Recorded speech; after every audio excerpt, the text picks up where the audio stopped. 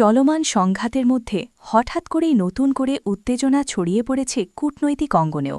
যুদ্ধের তীব্রতা যখন বাড়ছে, ঠিক তখন যুক্তরাষ্ট্রের পক্ষ থেকে পাঠানো যুদ্ধবিরতির প্রস্তাব সরাসরি প্রত্যাখ্যান করেছে ইরান।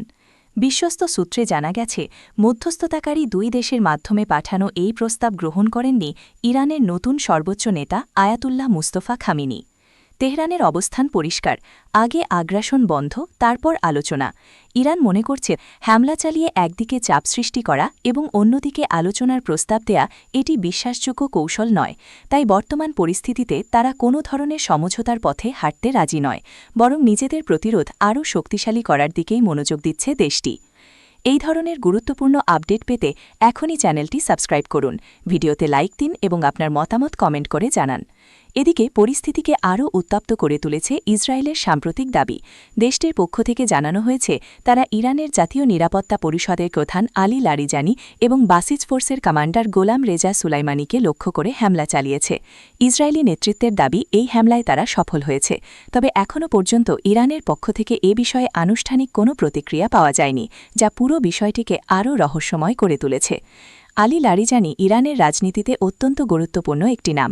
দীর্ঘদিন ধরে দেশের বিভিন্ন গুরুত্বপূর্ণ দায়িত্ব পালন করেছেন তিনি।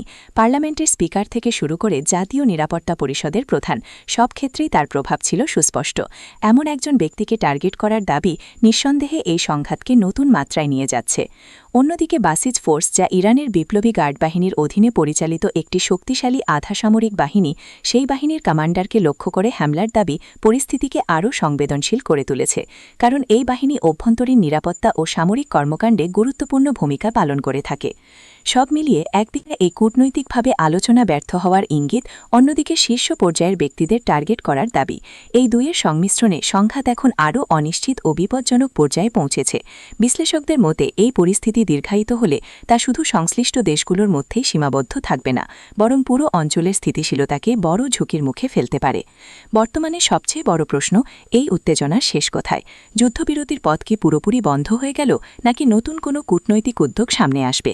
সেই উত্তরই এখন খুঁজছে বিশ্ব।